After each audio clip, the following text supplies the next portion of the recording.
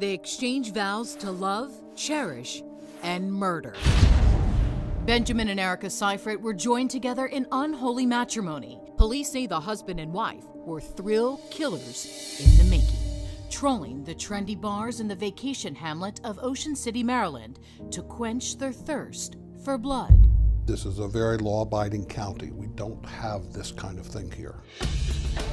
By all accounts, the 23-year-olds seemed to be a typical middle-class married couple, set to succeed in anything they wanted to do in life. After all, Benjamin was a former Navy SEAL who was #1 in his class. As a youngster in high school, he won all kinds of awards on the swim team. And there's one thing about Ben that rings true when you look at his life, and that's that whatever Ben put his mind to, he masters. Erika graduated cum laude with a bachelor's degree in history and political science from Mary Washington College and was a high school basketball star. Her father even built Erika an indoor basketball court so she could practice anytime she wanted. One of the things that Erika used to do was she wouldn't go in for dinner unless she hit 10 free throws in a row. So she would push herself. Her father would push her. So there was this relationship between dad and daughter that Erika was going to be somebody in sports when she got older. They met in her senior year of college. 3 weeks later, the lovers eloped to Vegas. She's deliriously happy about their quickie wedding, and in her scrapbook, Erika exclaims, "Best decision I have ever made." In other excerpts, she writes, "You are my sunshine." Here, they're dressed to the nines for a dinner cruise. Through rose-colored glasses, the newlyweds appear to be the all-American couple. But dark secrets fueled their marriage. The seemingly upstanding former Navy SEAL had actually been court-martialed for going AWOL and insubordination. His life in a downward spiral after getting booted out of the military. Erika's petite size dashes her hoop dreams of turning pro. She opens her own scrapbook store, indulges in prescription drugs, and in another rather bizarre infatuation. Erika develops an obsession with Hooters memorabilia. They both begin to break into Hooters all over the place. I always describe those two as like hypergolic rocket fuel. By themselves, they're no problem. But when you put them together, they explode. They just bang, they hit it off. One feeds the other's ego. And as lovers, nonstop. As friends, they're inseparable. As drinking buddies, wow, do they party. Investigative journalist M. William Phelps is the true crime author of Cruel Death about the Sifrits. He says they were indeed a lethal cocktail. As drug buddies, boy, do they start doing some serious drugs. And mainly, it's pills and cocaine. That's what their love is. She did have a jealous streak when it came to her husband, yes. Very, very possessive. The Sifrits were always looking for another thrill to keep the party going. Now, they're about to up the ante and get their kicks by killing. Murder became another drug for them because the cocaine, the pills, the drinking, it wasn't working anymore for them. Even the sex wasn't working for them. The Sifrits go on a week's oceanside vacation and soon lock in on their prey. Insurance executive Martha Jeannie Crutchley and her boyfriend Joshua Ford, a mortgage banker. Joshua is from Boston, young guy, young 30s, just divorced. Jeannie is older, early 50s, and they hit it off, and they just loved each other. You know, they weren't married, but Joshua and Jeannie were living together. They started a home, they were gardening, they were doing everything couples do that are in love. Jeannie and Joshua met the Sifrits on the shuttle bus to the popular seaside bar, Secrets. Joshua Ford offered to pay their bus fee because they didn't have the right change. And they said, well, we'll buy you a drink at Secrets, where they were all going. I think they got together as two couples that met, had sort of hit it off.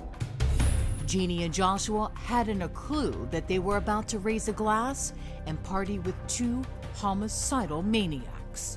And they start to have a party at Secrets. They say, you know what? Why don't you come up to the condo with us? we'll continue this party after the bar closes. We got a hot tub, we got some weed, we'll have a couple of drinks, and we'll get to know each other. Do you think that there was a promise of sex? There was something that lured him there, yeah. I would think it was sex, yes. And maybe drugs? Yes. It was here in this freewheeling party town of Ocean City, Maryland, boasting breathtaking vistas of the Atlantic Ocean, that Erika and Benjamin Sifrit were about to play out their ultimate sick fantasy. The couple zeroes in on Jeannie Crutchley and Joshua Ford at this party bar called Secrets.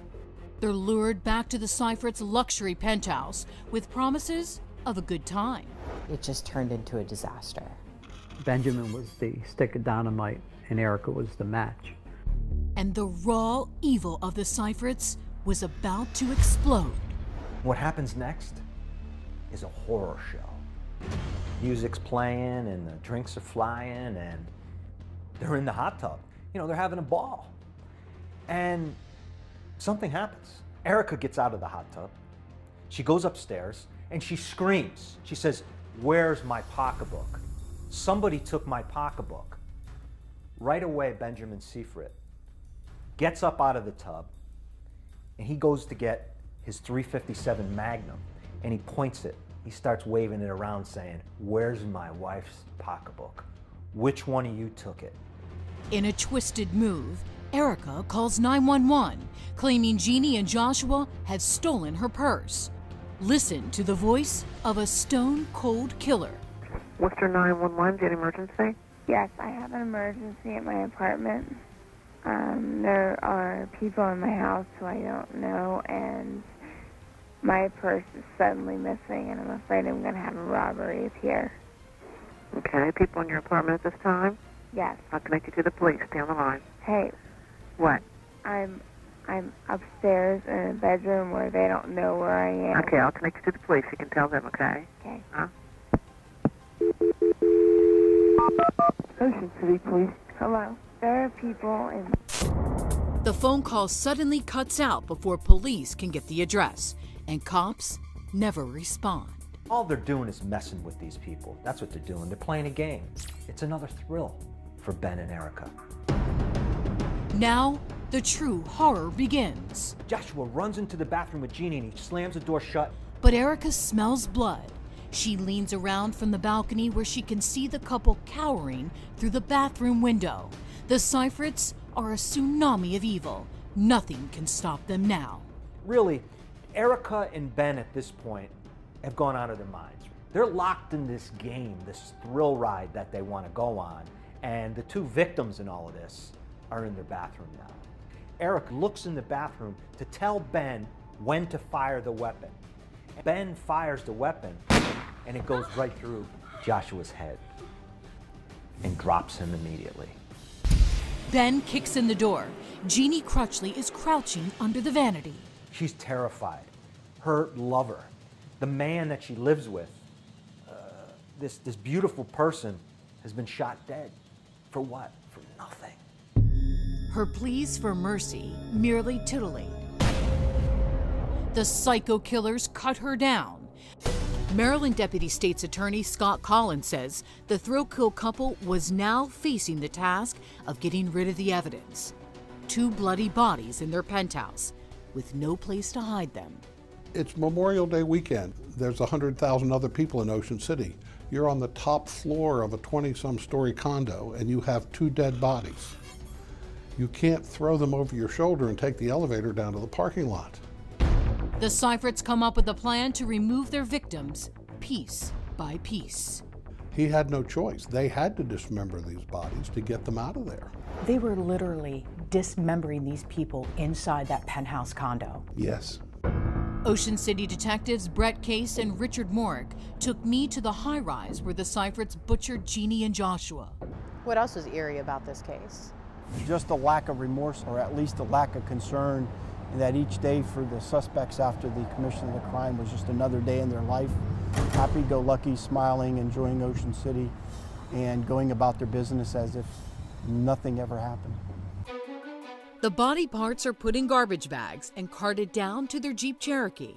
They cross from Maryland into Delaware and dispose of Jeannie and Joshua's body parts in dumpsters that wind up in this massive Delaware landfill. What do next? They go out and they play miniature golf. The maniacal couple takes a break to smile for a selfie only hours after the slaughter. Look closely at this one. Right there, hanging from the chain around Erika's neck, is Joshua's ring, still caked in his own blood.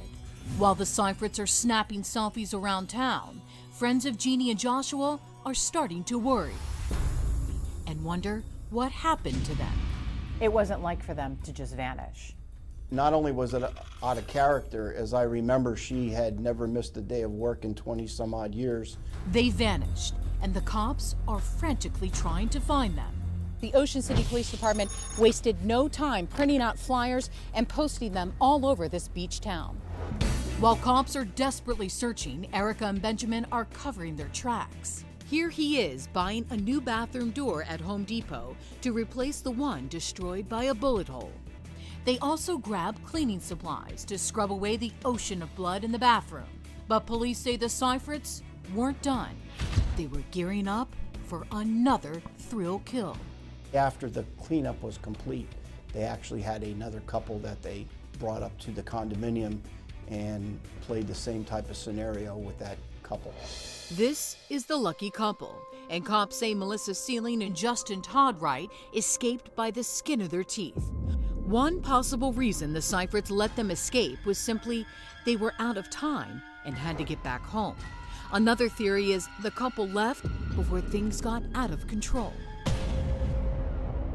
And it was only by the luck and the grace of God that the two people that they accosted the second time late in the week were able to get out of there with their lives. The Sifrits have pulled off their first thrill kills together. The dismembered bodies have been stuffed in trash bags, their final resting place, a garbage deposit miles away. These monsters are convinced cops will never connect them to the disappearance of Jeannie Crutchley and Joshua Ford. This is the last time they were seen alive. And if that's not enough, Erika keeps a scrapbook of their evil handiwork, boasting they are the modern-day Bonnie and Clyde, showing off souvenirs of their crimes. To scrapbook your life is one thing, but now she wants these victims of murder that she perpetrated to be part of her. She wears a necklace with one of the rings taken from one of the victims. It's still got blood on it. The knife she used to dismember these people is tucked in her pocket. It still has flesh and blood on it. It's one of the most horrific crimes I've ever seen, and I've seen everything. They were certain they'd gotten away with it. They were certain they got away with murder, and they went right back to what they were normally doing, which was petty crimes, if you will, compared to what they had done. But it's Erika's freaky fetish for Hooters memorabilia that leads to their arrest. Just as they were hightailing it out of town, the couple makes one last pit stop to break into a closed Hooters. They trip the store's silent alarm. Police rush to the scene and believe they've just caught two burglars, not two thrill killers. Erika's defense attorney, Arcangelo Tuminelli, says after Erika was caught, she flipped out at the crime scene.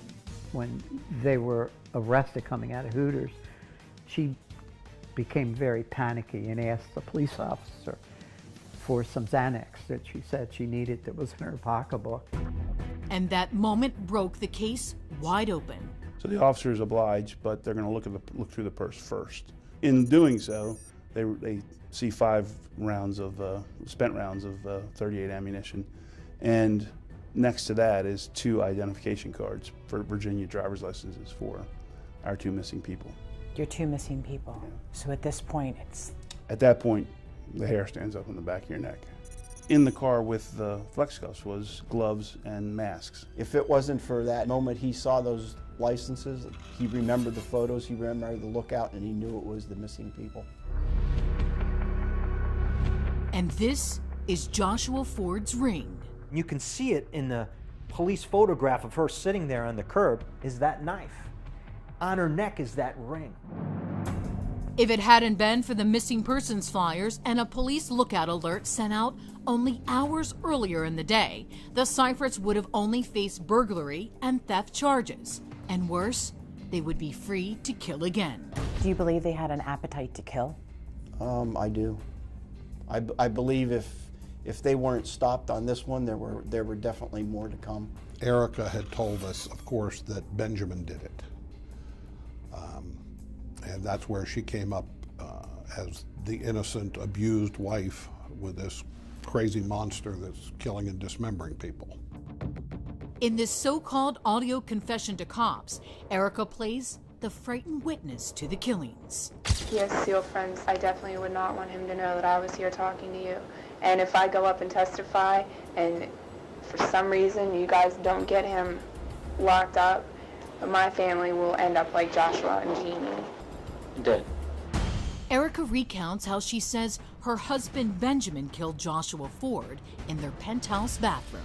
He made them strip at gunpoint, and I was like, oh my God, I was like, had no idea what's going on. And he told me that Josh said, I was in the Army, you were in the Navy, why are you doing this, why are you doing this? And BJ said that he looked at him in the face and he said, see you later, he shot him in the head. Cops aren't buying her tangled tales one bit. They know she was in the thick of it. She was the one conducting the carnage. Jeannie would not been shot yet. She was just whimpering and she curled up in a ball, and he missed her the first time, and the second time he hit her right here. For the record, she's gesturing at her left chest. She had curled up behind Joshua's body. Feeling I'm getting like really panicked. Do you need to take a break? I'm okay. All right. BJ told me she was just whimpering like a baby. Erika acts like she is appalled at all the gore. What do you see in the bathroom? It looks like a bad horror film. There's blood completely soaked everywhere. There are spots that if you stepped, it would splash. There were puddles of blood. And while Benjamin was butchering the bodies in the tub, I'm laying downstairs and I'm like curled up on the couch, just petrified, and I hear him say, come up here. I go up there and he's like, take my picture, and he's holding their heads. Josh's head in one hand and Jeannie's head in the other hand, and wants you to take his picture. And what was he wearing? Nothing.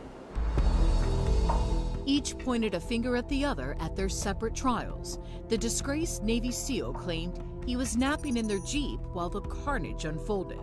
In the end, Erika was sentenced to life plus 20 years.